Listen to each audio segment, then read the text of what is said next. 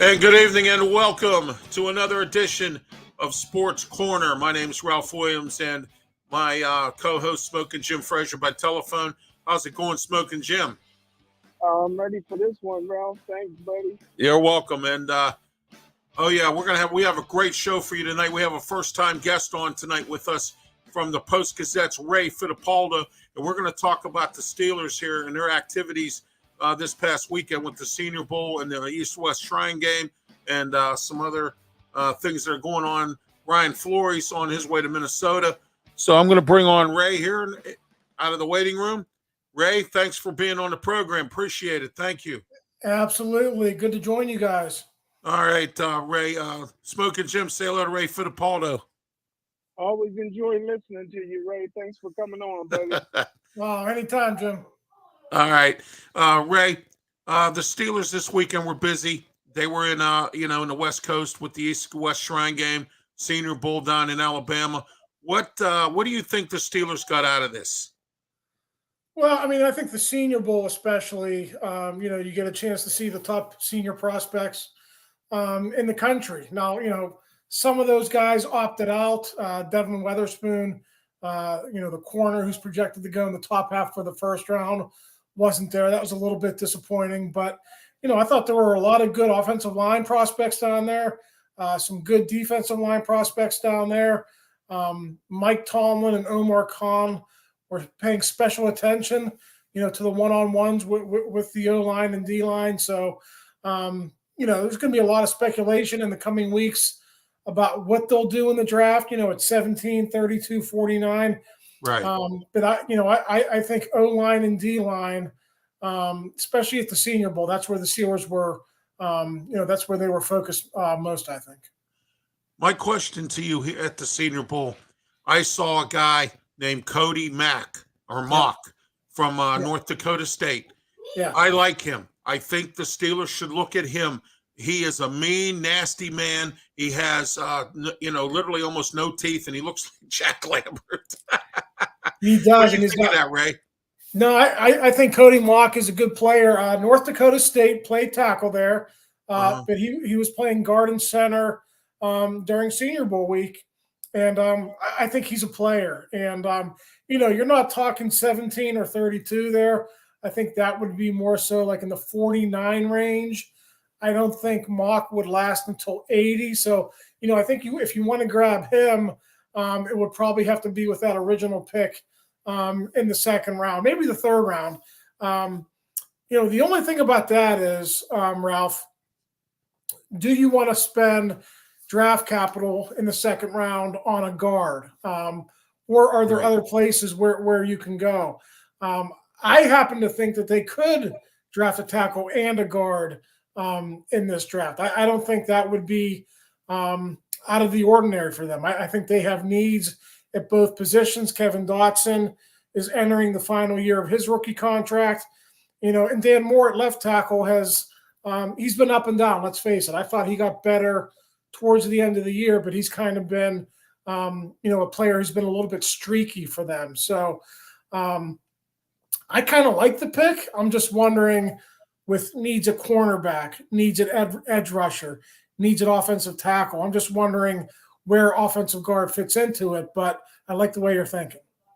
Well, what about the inside linebacker position? You have Robert Spillane. His contract's up. Do you think they'll bring him back? And do you think that they're going to look in the draft for an inside linebacker as well, or go undrafted free agent or look for a free agent? Yeah, I mean, I think they'll look in the draft for an inside linebacker. I'm not sure which round. I don't have that really. It's kind of like a fringe top 5 need for me. I'd say it's like 5 or 6 on my list of needs for them. They do have Miles Jack under contract for 1 more year. I think they like Mark Robinson. I think Mark Robinson. Man, Mark Robinson's the guy. I like Mark Robinson. Yeah, I mean, toward the end of the year, he looked like he was going to be a player. Now, they got to run him out there. They got to see what he can do, but you have those 2 guys. I like Robert Spillane too. They don't view him as a starter, even though he was playing starter-like snaps toward the end of the season. I just don't know what his value is, Ralph, with other teams. Can he go out? Can he go out and make $4 or $5 million a year Oh on yeah. another team. I'm not so sure. I think the Steelers might be able to get him back like in the $3.5–4 million range, and I think that would be a good signing. He's proven to be, a very capable player for them. He always shows up, and he's guys come and go. They tried to replace him with Joe Schobert. They tried to replace him with Miles Jack, and here he is. He's getting the most snaps of anyone by the end of the season. So I think they would like to bring him back, but of course the price has to be right. Let me ask you this. What do you think of this backup quarterback situation? You think Mitch Trubisky stays or they try to dump him? And I'm hearing stories now and I'm reading reports that the Steelers are looking at Jacoby Brissett at a cheaper price, and then they're going to ditch Trubisky. Is that true? Yeah, I mean, listen, the people are connecting the dots there. Jacoby Brissett played for Matt Canada at NC State. His contract is up with the Cleveland Browns. I think it's natural that, people are putting two and two together there. Based on what Art Rooney said, I think they would like to keep Mitch Trubisky. What we don't really know at this point is what's going on behind the scenes with Mitch Trubisky and his agent. Are they politely asking for a trade at this point? We're still about a month away from the new league year, right? Where a lot of the trades happen, a lot of that type of stuff takes place, in the first or second week of March. So I still think that has to play out a little bit. And there's the price tag to consider too. Listen, Mr. Trubisky, I think is a really good backup, but he's also a $10.6 million cap hit. And right. you look at the contract Brissett played on in Cleveland this year. I think it was $4.5 million. Yes. So they could be looking to get a cheaper backup.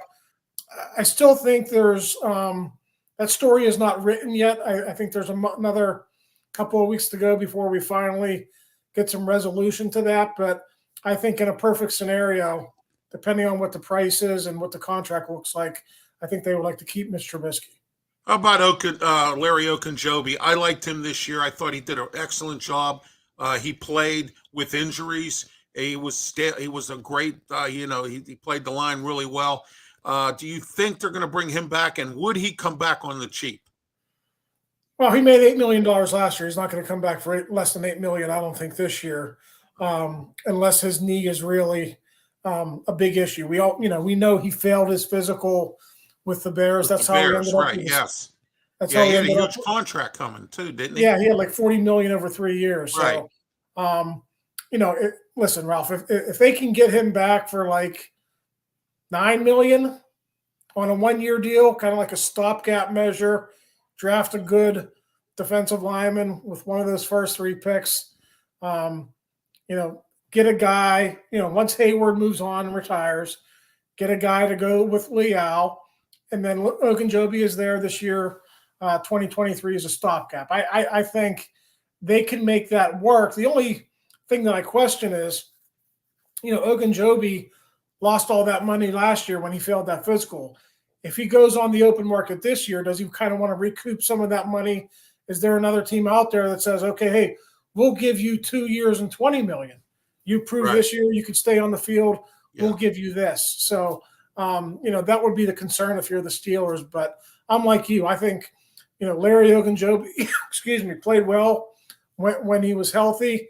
Was kind of struggled during the week. Wednesdays, Thursdays, not practicing.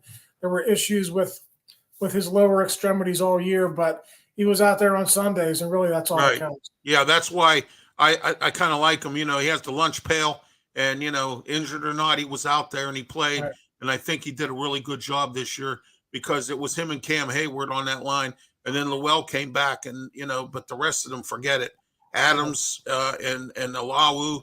Are the Steelers looking at seriously getting rid of them too? Tyson Alou, I don't think he'll be back. He's going to be 36 years old. His contract is expiring. I would not expect him to be back. Now, the other one you mentioned was who? Adams? Adams, yeah, Montavious Adams. Yeah, he's under contract for next year. He's not making big money. Right now he's the only nose guard on the roster, right? If you don't bring Alulu back, Montravius Adams is the only nose who can play in the middle of that defense. So I think he'll be back on the offseason roster. Whether he makes the team or not, I think will depend on who they bring in, during the offseason. Do they sign a free agent? Do they draft a big defensive tackle? Down at the Senior Bowl, you had Keanu Benton from Wisconsin, who had a good week down there. Right. Kind of tailed off at the tail end of the week. He wasn't as good as he was Tuesday, Wednesday, but I still think there's some potential there. Siaka Ika from Baylor is probably the big name among nose guards this year. He's more of a pure run stopper. He's not going to offer you much in pass protection. So again, do you want to pull the trigger on a move like that at number 49 for a guy who's going to play 20 snaps, 25 snaps a game? I don't know. Maybe if you can get him in the third round, there might be some value there at number 80. So, nose guards are tricky. It sounds like a good idea until you really look at it and look at the amount of time they're out there and how teams kind of scheme around it. If you have a good big one like that, teams kind of spread you out and keep those guys off the field. So, we'll see how that goes, but they're certainly in the market for some sort of defensive lineman here this offseason. My next question to you is, here's the thing that bothered me last year, Ray. I wanted them to take Travis Jones from Connecticut. They didn't even bother with him. The Ravens took him. I watched him play for the Ravens. He did a really good job this year. I think that the Steelers would have been better off if they could have. I mean, the Ravens took him in the fourth round when they had all them fourth-round picks, and they took, Travis Jones, and they took two guys that I wanted. I wanted that Daniel Lalil kid from Minnesota, that big guard. I wanted him. He's about as big as Max Starks. Remember when Max came out of Florida? He was like 380 pounds. This guy, and he was another Fridge Perry. He could run the ball. He could throw the ball on a fake punt. He could hold. He could do a lot of other things. And, I wanted the Steelers to take both of them, and the Ravens ended up with both of the ones that I wanted them to take. And it turns out I didn't see Lalil at all this year play at all on the offensive line, but I did see Travis Jones several times playing on the offensive line with defensive line with the Ravens at nose tackle. So I think the Steelers blew it, and I hope that they don't blow it this year and try to do something, because both of these lines of scrimmage the offensive line improved, but the defensive line needs to do something. Cornerback-wise, Ray, some of the mock drafts are out. They have the Steelers taking Joey Porter Jr. Is that going to be the case? Listen, Joey Porter would make a ton of sense for the Steelers. He has number one cornerback potential. I'm not saying he's that guy yet, but the Steelers don't have one of those guys, right? I mean, Cam Sutton's a really good corner. He's probably a number two. Levi Wallace is a good three. Akello Witherspoon, I'm not sure what he is at this point. He's been injured so much. Yeah. You can't. I'm saying you just can't count on him. So right. They know Joey Porter too. Joey Porter, his father was a player there. He was an assistant coach there. Yep. Joey Porter Jr. grew up at that facility. He grew up at St. Vincent College. He went to practice. They know him intimately there. So if he's available at 17, no one would be surprised at that. No, Ralph, there's a lot of mock drafts that have him going in the top 15.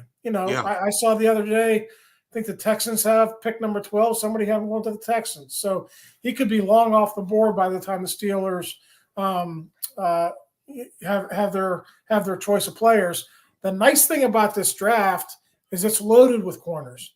If you don't get one at 17, you can get one at 32.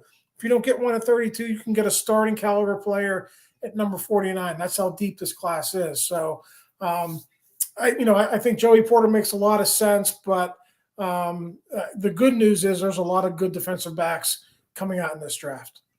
Well, that's great.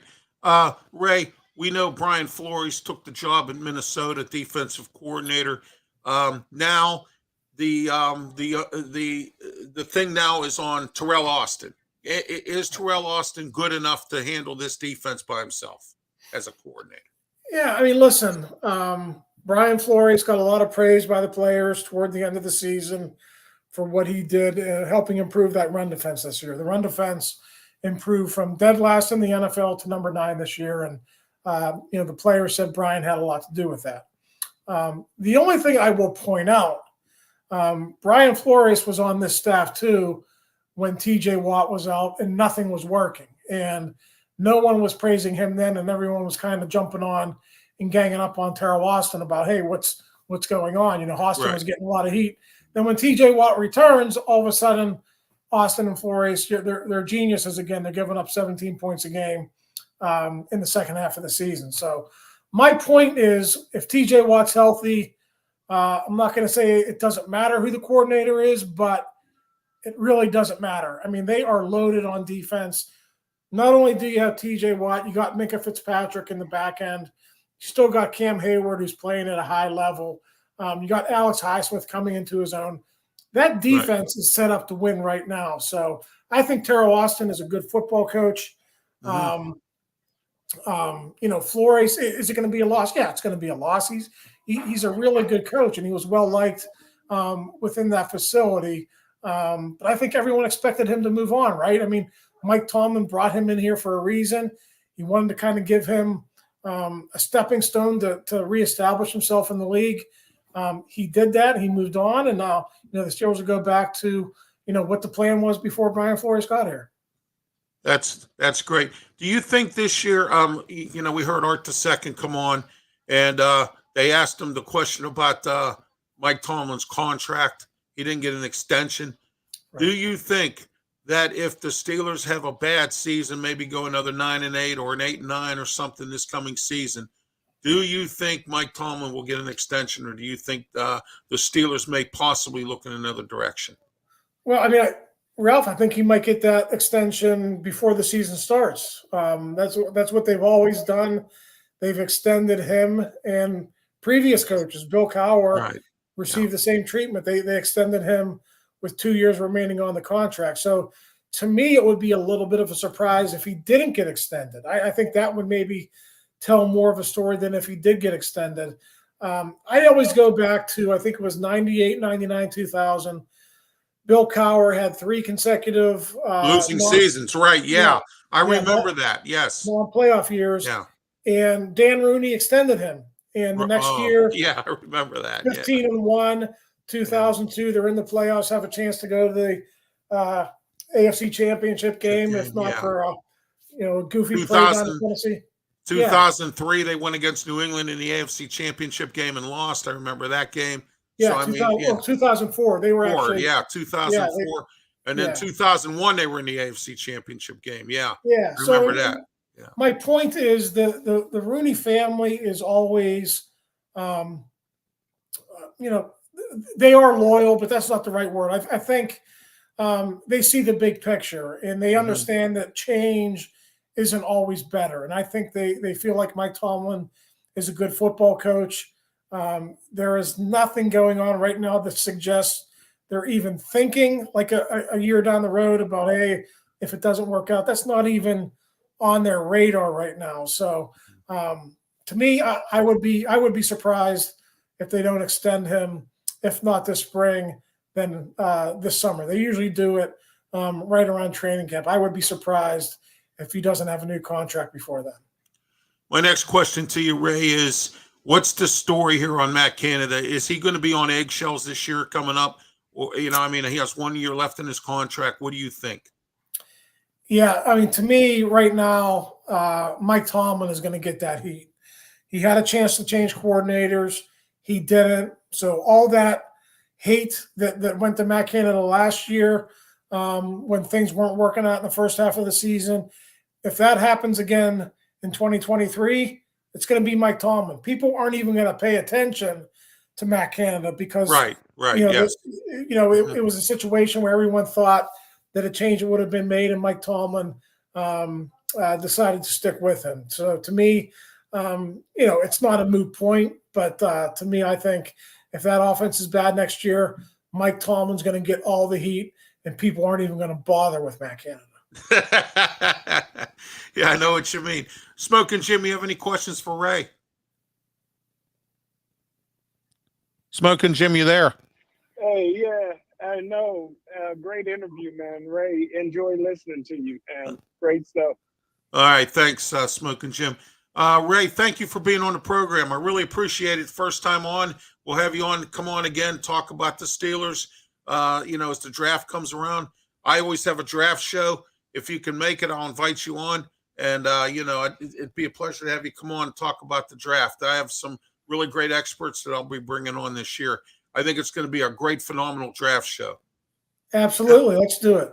All right, Ray, you have a great one. Thank you for being on. Be safe. Have a great night. Thank you. All right, you too. That was Ray Fittipaldo from the Pittsburgh Post-Gazette, and he's on tonight. He was on tonight to talk about the Steelers, some of what's going on right now. This past weekend, he had the East-West Shrine game, the Senior Bowl, an opportunity to take a look at some people.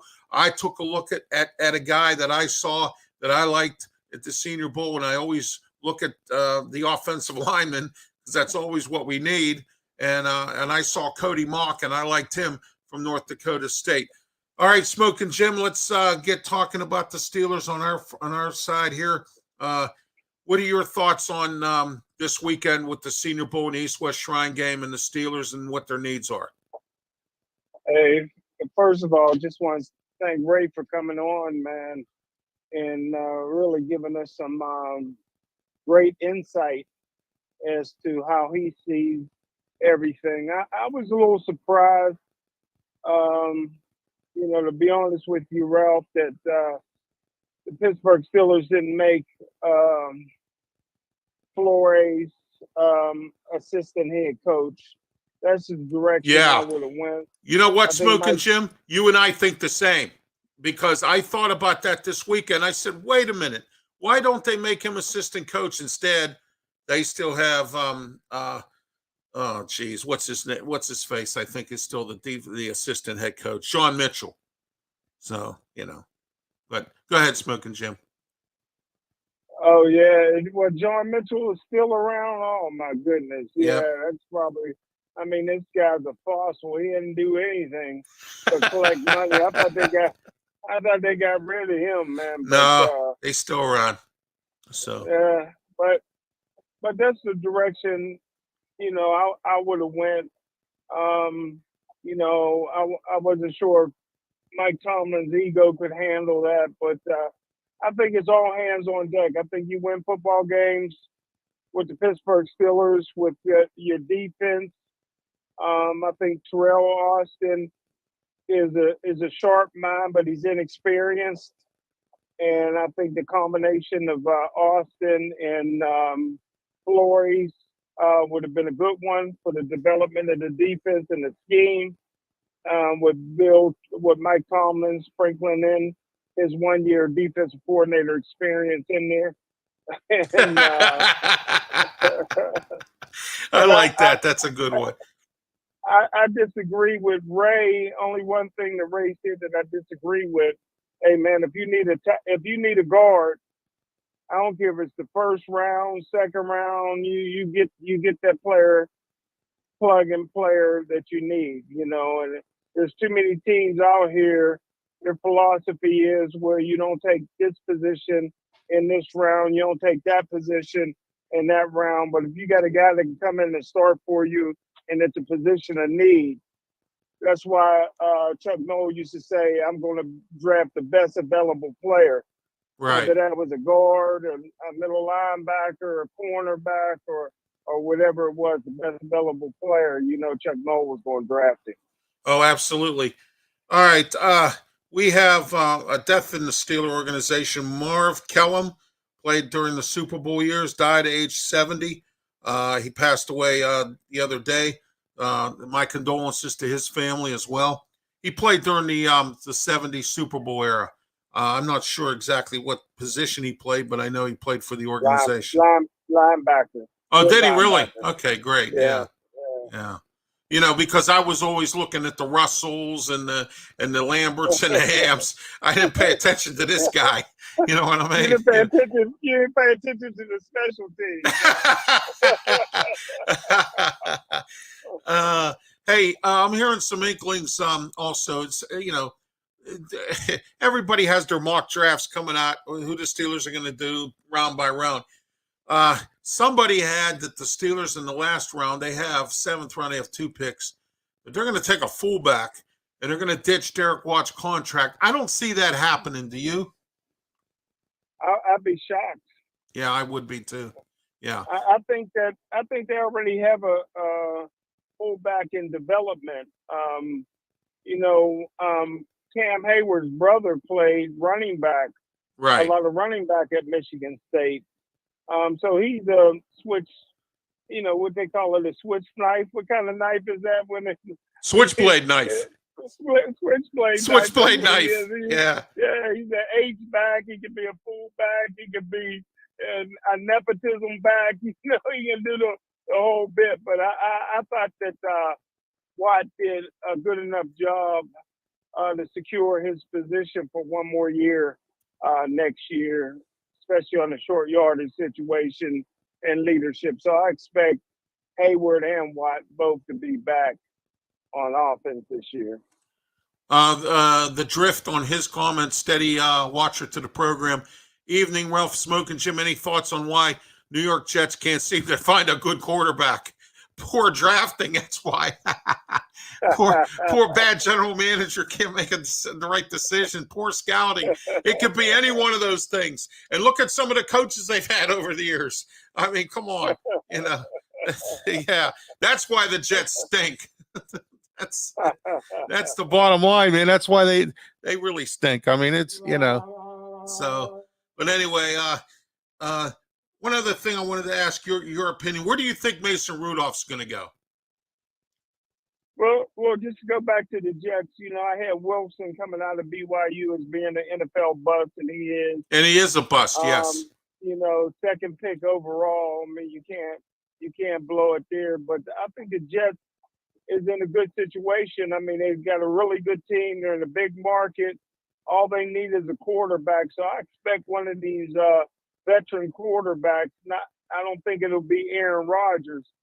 I think one of these veteran quarterbacks, maybe Carr, right, will go. Yeah, that would be a good idea. Yes. Yeah, you can win right now as a quarterback with the Jets. So, but Mason Rudolph, man, you just kind of feel bad for the guy. I do. I do as well. What a great college career he had, and it just shows you, man, that you got to be in the right place at the right time sometimes.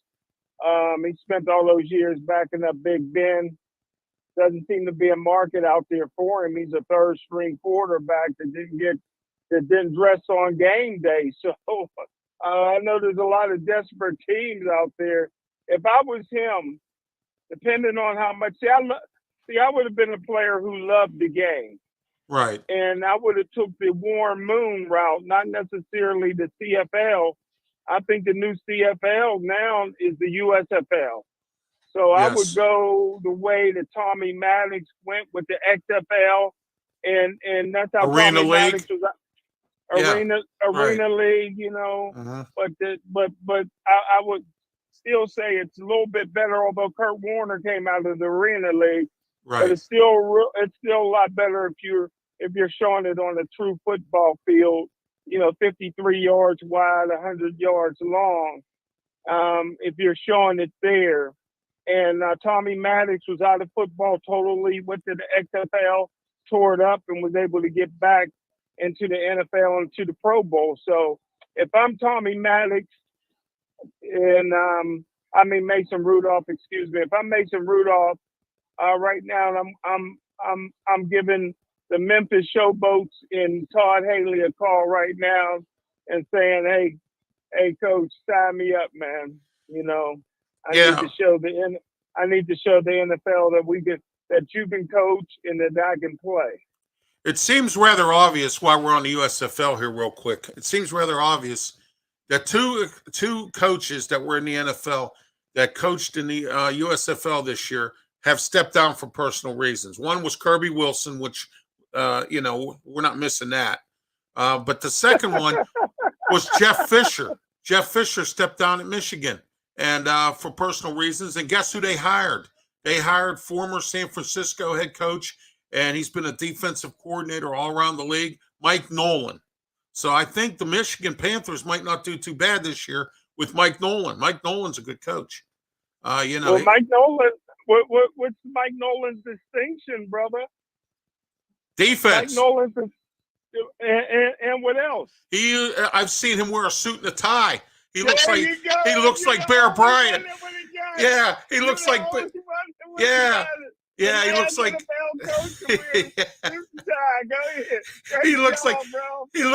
he looks like Tom Landry, or he looks like Bear Bryant on the sidelines. Well, back in those days, Smokin' Jim, they always wore a suit and a tie. You know what I mean? Yes, they did. Yes, all right, Eric is commenting here. He says Darnold over Allen. Yeah, there we go. Yep, Darnold over Allen. You know, so but we'll see what the Jets do this year. You know, Salah's there for another season, and I think he's going to do pretty well for himself as well. Any final thoughts before we get off the Steelers here? No. Okay, great. The Drift is commenting, Mike White was playing really well for the Jets, tanked after week 11 or so, break my heart every year for the Jets. All right, Pitt football recruiting continues. Transfer portal's doing well. In the 2024 recruiting class, they have a running back named Juwaz Goff, like Jared Goff. Defensive tackle Francis Brown, 6'3", 265. They also got another defensive tackle, Angelo McCallum, 6'3", 260. Offensive lineman Rico Steele to add to their recruiting list, 6'4", 290. And so Pat Narduzzi took another jab at former quarterback Keaton Slovis and praised Phil Jerkovic for being tough. What do you think about that? Well, you know, I'm kind of loyal to people that I go to war with. You know, these players are making business decisions to go elsewhere. Slovis didn't play well, but he showed up to practice every day. He hung in there in the pocket, took the hits, and he wanted to be a good player for the University of Pittsburgh. I think Narduzzi had to learn how to take the high road with his former coaches and players. That's just me. Yeah, because he made that bad comment about Matt Canada. You know, he said, "Oh, we offered Matt Canada millions of dollars," and you know, and all that. Yeah. He has a history of doing that, and bad karma will come back on you. But I'm glad that Phil is there as a quarterback. Jerkovic, yes. Yeah, he's reunited with Frank Signetti. Yep. And you know, I'm seeing a lot of big plays, man, from the Pitt offense, and Narduzzi had to focus in on that defense and make sure that the defense is not the reason why they lose football games. Yeah, they have some non-conference, pretty tough. I'd say reasonably tough schedule. They have Cincinnati. They're playing this year for the first time in a long time, and they're playing Notre Dame. They have to go to Notre Dame for that game. West Virginia at West Virginia. You know, what do you see in some of this non-conference stuff that they have this year? Before I answer that, I wanted to ask you, in some of your mock drafts that you look through, are they mentioning the Pitt running back that jumped into the professional draft? I'm predicting third, fourth, maybe fifth round. They haven't said a word about Abanikanda. Yeah. In fact, he wasn't at the East-West Shrine game, and he wasn't at the, and I don't think he wasn't at the Senior Bowl either. And Savassier Dennis, he had an injury, so the only Pitt player that was at the Senior Bowl, I believe, was oh gosh, I'm trying to remember who it was off the top of my head, but there was one player for Pitt that was there, and he didn't even play. Or no, nobody there for Pitt at the Senior Bowl, because Savassier Dennis was the only one that was going to play. He didn't even play, so because he was hurt. So I didn't see anybody else for Pitt there. So I you know, as far as the Senior Bowl goes, I didn't see anybody. And then Kalijah Cansey and you know, Baldonado was at the East-West Shrine game. I think he was there, and I think Cansey was at that game too. So I'm not real sure exactly, you know, where all these guys are, but I know Savassier Dennis was supposed to play, and he didn't. At the last minute, he backed out because of an injury. Well, So if you remember, I'm the only scout that said that the running back was making a mistake by turning pro. I thought he was at least a year away right. from development, and I didn't think he was going to get the money that he thought he was going to get. Right. And like you said, you're not even hearing anything Yeah, I about haven't. anywhere top 3 rounds. I haven't heard anything about Abanda Canada, and I haven't heard as far as Savasier Dennis. They got him going in the 3rd or 4th round. That is it. I haven't heard anything more about that. Carter Warren, the offensive lineman. So far, I've heard stories the Steelers want to look at him in late rounds or as an undrafted free agent. Clancy, I heard they're looking at him. The Steelers. Pitt's Pro Day's coming up before the spring game, which is April 15th at 1 o'clock at Acrisure Stadium. I can't make it. I'll be in Sugar Creek, Ohio, so I will not be able to make it. So, Smokin' Jim, we got to promote our show to the Amish out there. We got to get the word, We got peace and quiet, man. I don't have to hear what I hear in the city anymore. That's why I like Sugar Creek. You go out there, the Amish are nice. They treat you well. They make some really good food. They have great markets out there with some great homemade, home good food. They're great craftsmen. I mean, they make picnic benches. They build buildings and stuff. And I got to tell you what, and their labor costs are nowhere near what they cost in a regular construction company, and they do better work. And they're hard workers too.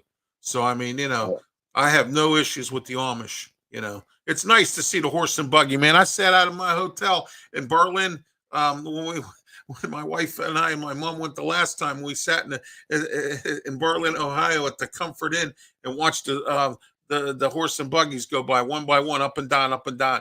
And the women, if they don't know how to steer the horse and buggy, they use a little like a tricycle. It has 2 wheels in the back, little compartment there, and they're just like strolling along, man. It's great. It's fun. That's so cool. Yeah, it is. It's nice and it's quiet. I mean, you don't hear the F-bomb. You don't hear none of that stuff. You don't hear in a gunfire. You don't hear sirens. It's so nice. It's beautiful. It's the greatest place to be. And I saw some people from Pittsburgh there who moved there years ago. They said cost of living is lower, housing is lower, and they drive the 2 hours or an hour and a half, whichever it takes, to get into Pittsburgh to go for their doctor's appointments. The guy was quadriplegic in a wheelchair. And I got to meet this nice guy and his wife, and they said they love it there. They're from Pittsburgh. They loved it. They said it's a great place to live. So, anyway, let's get into Pitt basketball. They're playing tonight. Last I checked, they were blowing out Louisville. They were up by about I think 20 points right at the end of the first half. So that was the last time I checked on them. The Pens were down 1-0. They're playing over at PPG Paints Arena. We'll talk about them in a few minutes. Pitt basketball, they play Florida State on Saturday. They have 7 games left in the regular season. What do you think the last 7 games? What do you predict a record like 6-1, 5-2, 4-3? What do you think? Well, right now, Pitt is up on Louisville 91-57. Yep. With about 50 seconds to go. Florida State's playing really good, but Pitt gets them they got to go to Florida State on Saturday. That's going to be tough, but they get Boston College at home. That should be a victory. Virginia Tech is tough at Virginia Tech. They'll probably lose there. Georgia Tech, that should be they lost to Louisville for them. Yeah, that's right. Georgia Tech lost to Louisville. They get Syracuse at home. Pitt should win that game, and they got to go to Notre Dame. They better win that. It's going to be tough on the road. It's probably senior night for the Notre Dame players, and then they come home. That's a big one with Miami coming. I'm at Miami, so Pitt finishes up the last 2 games on the road.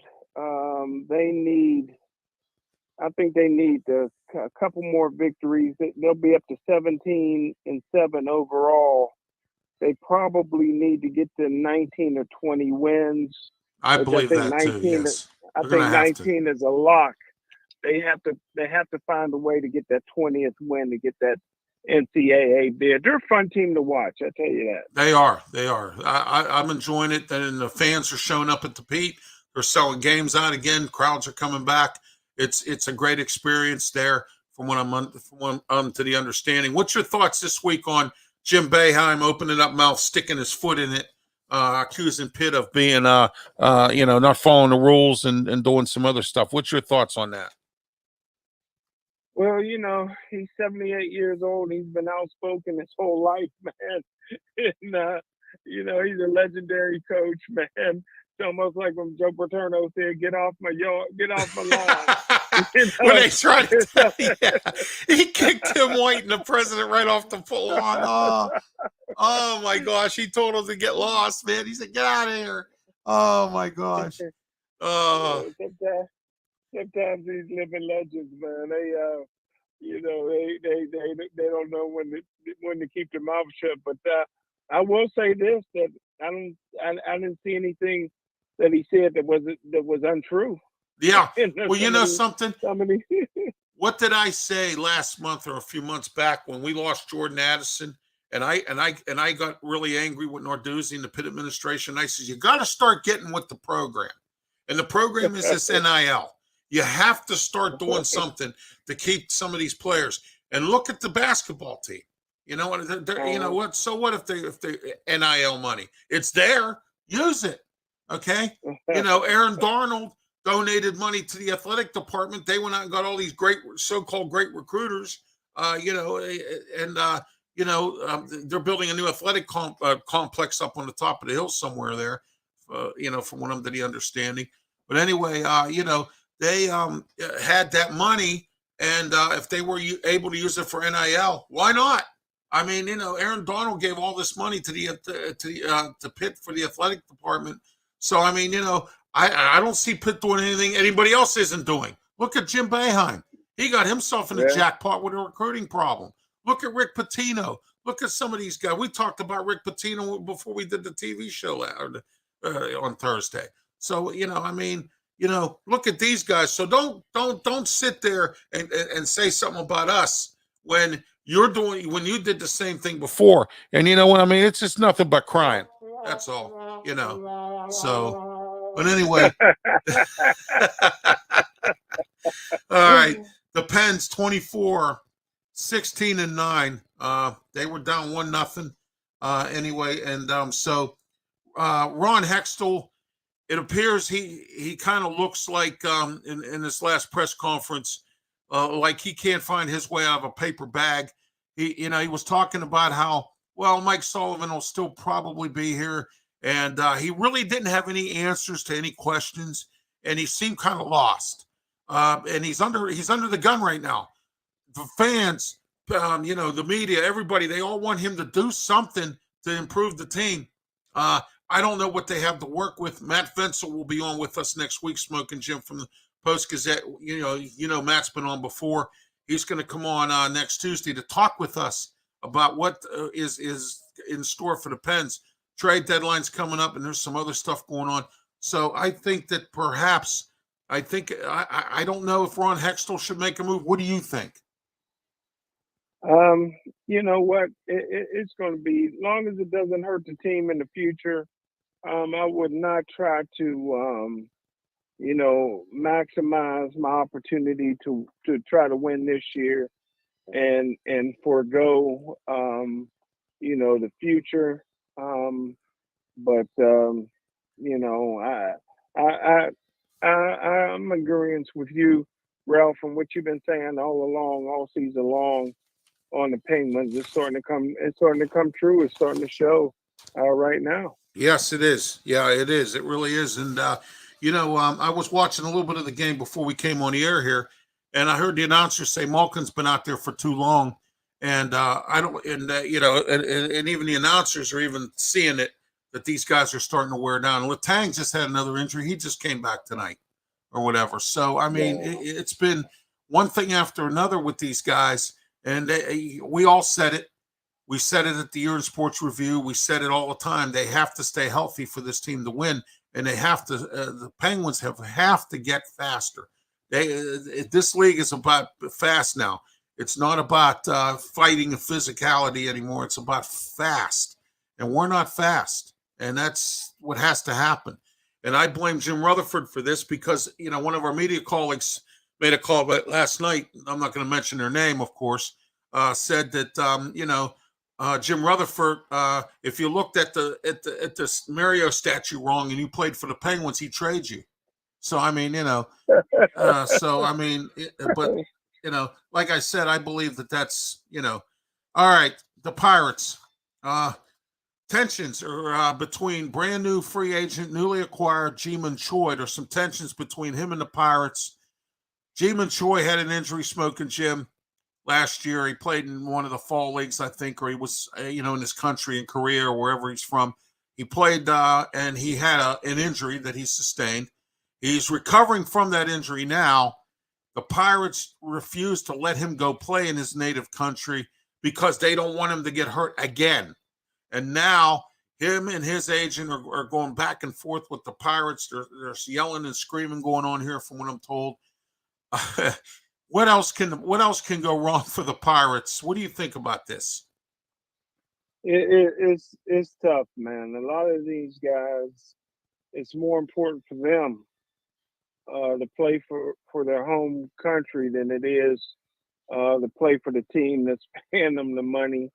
You see that a lot of times in hockey as well. Right. And it's just a tough situation. If I'm the Pirates, I would go ahead and let him go ahead and fulfill his lifelong dream of playing for his country, right. and just keep my fingers crossed that he don't get hurt, because that's all you're going to do. If not, you're just going to have a disgruntled player, yes, employee and player, yeah. And the Penguins, or I'm sorry, the Pirates now have a disgruntled Brian Reynolds. I mean, he doesn't want to play here, and it looks like I don't see anything trade right now. But of course, spring training hasn't even started. It will be starting this week. The Pirates have been loading up the trucks and everything down at PNC Park, and they're heading down to Bradenton. Pitchers and catchers report soon, and we're going to find out what happens this year. Manager Derek Sheldon will be back. Bench coach Don Kelly, Andy Haynes, the hitting instructor. New infield coach Mende Lopez is our new infield coach this year. The Christian Morris is the assistant hitting coach. He's the assistant to the assistant at the movie theater. And Oscar Marin is Oscar Marin, who I think Derek Sheldon should fire him. He's a horrible pitching coach. I don't know. Tarek Brock, Mark Mancini's buddy. He's back at first base coach.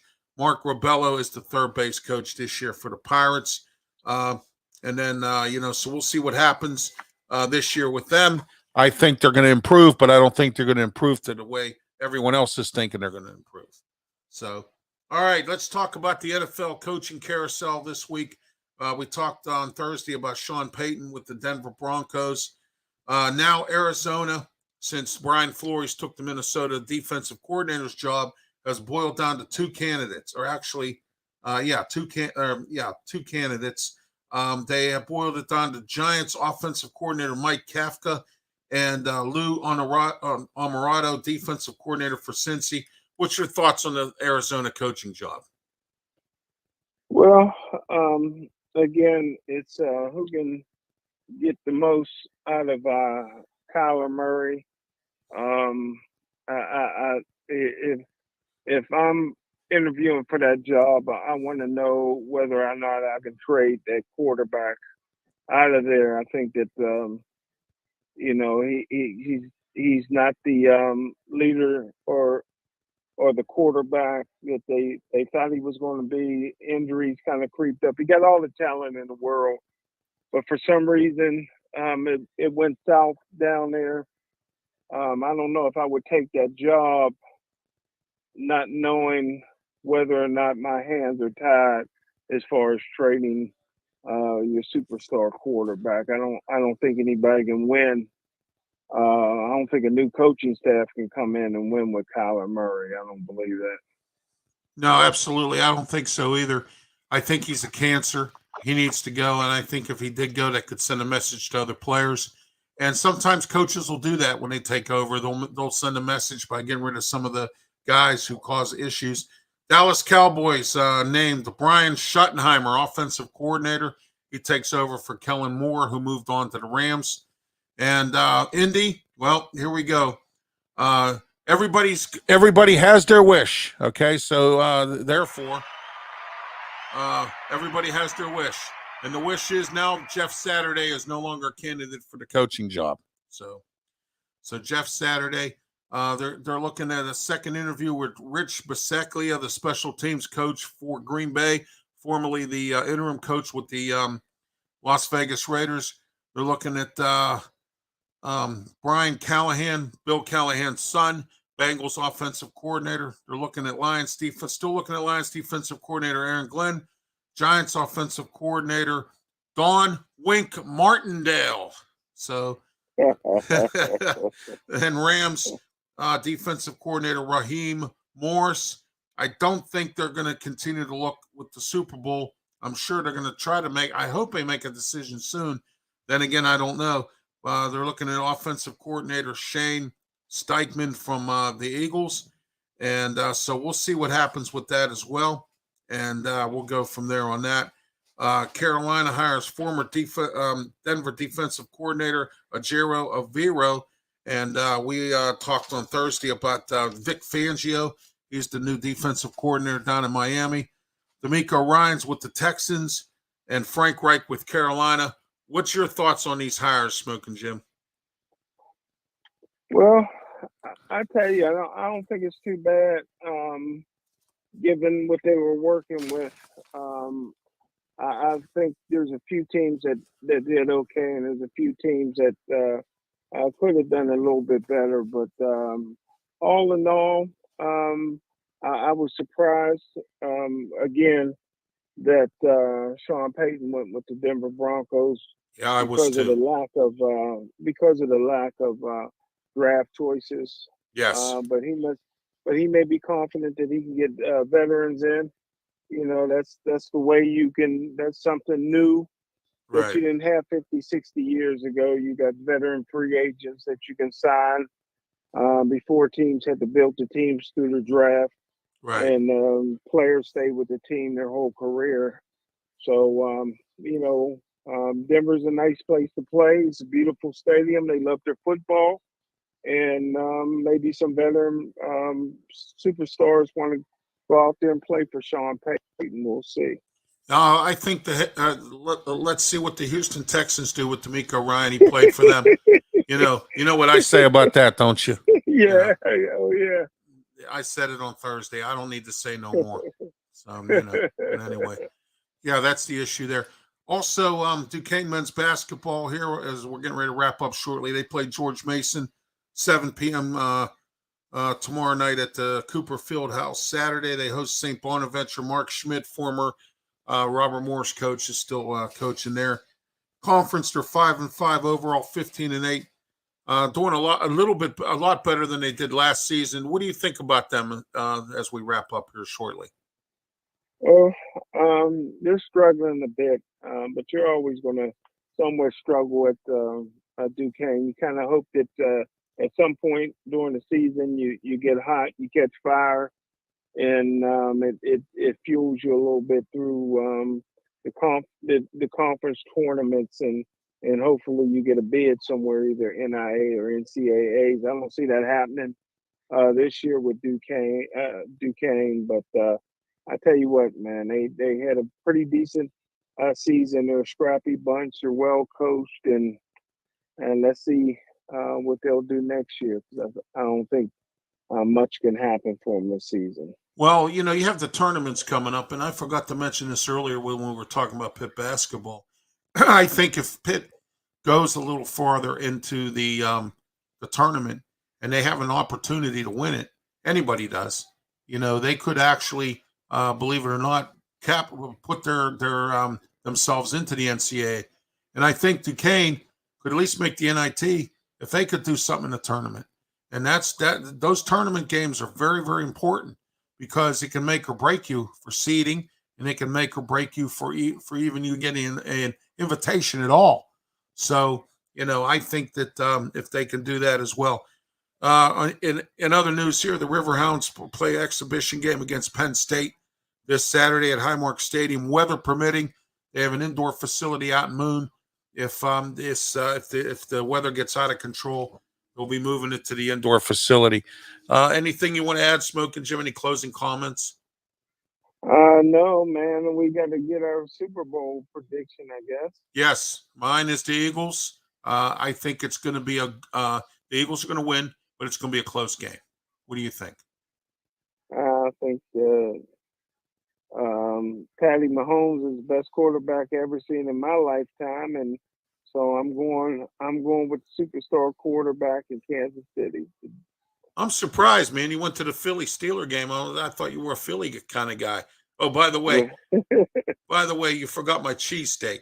So, Yeah, that's true. That's true.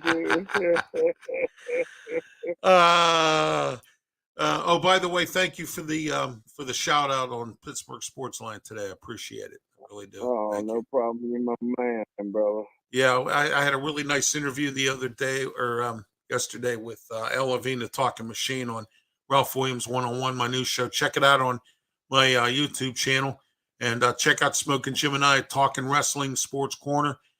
Smokin' Jim, I want to tell you, involved in a new show on Blog Talk Radio involving Mark Mancini. Oh, yeah? Yeah, every Friday, 5 p.m. Bruce Kessinger, he used to have a show on Saturday, and he moved it to Friday at 5, asked me to come on. I came on with him on this past Friday. He got in touch with me and said, I want you on every day as my co-host, and so I agreed to be on his show with him every Friday at 5 o'clock. Thank you. Congratulations, man. Blog Talk Radio, 347-205-9631, 5 p.m. Eastern Time, and 2 p.m. in the West Coast, those of you who watch us in the West Coast. And also don't forget Thursday night, speaking of Blog Talk Radio, I believe Smokin' Jim, I have to check with Mark. I believe we're on at 7:30. Again, this week we're going to do 1 hour. We're going to be on again at 7:30. Blog Talk Radio, Wrestle Talk, a little bit of sports in there as well. Actually, Wrestle Sports Talk kind of thing. A little bit of variety there on 7:30, 347-205-9631. It's sweeping the country, Wrestle Talk and Sports Talk, and also Bruce Kessinger. We actually have a show there. That show, Smokin' Jim, we talk about the current and past bums, guys that have been busting the draft. Every week, Bruce and I come up with somebody different. We talked about some bust this week, on the show, the first show we had on Friday, the debut, and it was great. And he always has some kind of bum he wants to talk about, or somebody that didn't make it. I threw some names out there too, so you know what I mean. But I forgot to bring up Rick Meyer. I'm gonna bring him up this week. He was a bum. He was an overrated Seattle Seahawks. Yeah, and he played for the Raiders too. So he was with the Raiders as well. He's a bum. He was a bum. Ken Graham was a bum. Oh, we talked about some of them old Steeler quarterbacks too a little bit. Yeah, David Woodley. Oh my gosh. Wow. Jeez. Remember him? We brought him in because I think he passed away of alcoholism. Yeah, I think he did. Yeah, he was a nobody knew he was an alcoholic even when he played. I didn't know he was an alcoholic either. Mm-hmm. Oh, by the way, I heard the Steelers are signing Art Schlichter to come back and play. He'll spend all his time with Bernie Kosar over at the casino. No doubt about it. He got busted at the casino, Bernie Kosar. That was funny. They busted him over at the casino and they got him for gambling. I love it. Oh my gosh, that was funny. Cleveland Browns got egg on their face again. I love it. I just love it. Yeah, and we also talked a little bit about the Deshaun Watson thing. Oh my gosh, that was crazy. This year. I don't think Deshaun Watson's going to do anything for Cleveland. I think Cleveland's going to be the same Browns year after year. It'll never change. So I don't think, I think Kevin Stefanski has kind of worn out his welcome a little bit there. He's getting under the skin of some of his coaches and players, and it's just I don't know. I don't think, he's gonna. They had a losing record again this year, and because of that, and I don't think Deshaun Watson's that good to bring him back to do anything. I don't think so at all. We'll see what they do though. What do you think? Well, it's hard to judge. I mean, the guys had to sit out 11 games and couldn't practice with the team, a new team. They don't know any of the players. So I think this year will be the telltale signs if he can stay healthy. I think him and the coach are tied together at the hip. Yes. They either make it or break it this year. So we'll see. He'll get a full off season, and he knows he's going in as the quarterback to get all the reps. And let's see if he can, see if he still got it or not. Now, there's some distant rumors out here, Smokin' Jim, and sometimes some of these reports, and I'm going to use a Kevin Colbert thing when he would say some of these reports are erroneous. Okay. So there was I think it's an erroneous report, but it came from a prominent sports reporter who said, it's one of the national guys, who said that there's a rumor going around right now that Mike Tomlin might be looking at bringing in John Gruden as an executive assistant to the offense. What do you think? I'll take it. Yeah, because you do know John Gruden and Mike Tomlin are best of friends. You do know that. Tampa Bay? Yeah. Tampa Bay? Yeah, well, exactly. So won the Super Bowl together. Hey, you know what? It might not be a bad idea because Matt Canada needs all the help he can get. We're going to find out what happens. We'll see what goes on. I want to thank everybody for watching. Bringing all the guys who's suing the NFL. Yeah, there you go. Don't forget tomorrow night, ladies and gentlemen. Don't forget tomorrow night, 7:30 p.m. right here on our 4 platforms: YouTube, Facebook, Twitch, and Twitter. Talking wrestling. Oh man, we got a lot to talk about tomorrow. Today, Smokin' Jim, I purchased Shawn Michaels' book. It's about wrestling and Christianity, and I just purchased it today, and I only got it for $1. Wow. Yeah, I only got it for $1. So, but I purchased his book. I'll talk about it a little bit tomorrow. It hasn't arrived yet, but I'll talk about it tomorrow, and we'll talk about Raw, the Royal Rumble, and some more about the Bloodline and all this other horse and cadoodle that's going on. Because I blew it last week. I was ill, and we couldn't do the show, but that's fine. We'll make it up tomorrow night for him. So, and we'll go from there on that. Don't forget tomorrow night. Also, don't forget the new show I'm on Blog Talk Radio every Friday at 5 p.m. with Bruce Kessinger. And we talk about a bum, somebody who's a bum all across any sport, any sport, boxing, anything. It was a bum. So, Smokin' Jim, how's the boxing world looking? I want to ask you real fast before we leave. Hey, I tell you what, man, this is a good year for boxing. 2023 is shaping up to be a really good year if they have all the bouts that they're anticipating signing contracts to. What do you think the Paul brothers are going to do? Do you think Jake Paul's going to come back in the boxing ring, or do you think he'll move on? Well, I don't know that Logan Paul will come back, but Jake Paul's going to he has a fight coming up pretty soon, man. He may end up being world champion one day. He's knocking everybody out, man. Oh, that's great. That's great. Logan Paul's going well in wrestling, man. That yes. thing he did. Who did he meet in mid-air with the? That was Ricochet. He met Ricochet. Yeah, him and Ricochet. That was unbelievable. Oh, man. that was crazy. The last time that I saw something like that was, remember when Jeff Hardy jumped from the top of the ladder and flew down in that one ladder match? Yeah. Yeah, that was crazy. And and he landed on somebody, and then it was Ricochet, and it was Logan Paul, and there's some great matches coming up for the Elimination Chamber. We'll talk about that tomorrow night as well. For Smokin' Jim Frazier, I am Ralph Williams. Thank you for being part of this program tonight. It's been a pleasure. Everybody have a good night and be safe. Smokin' Jim, have a great one. Talk to you tomorrow night. Thanks, buddy. All right, have a good one and be safe.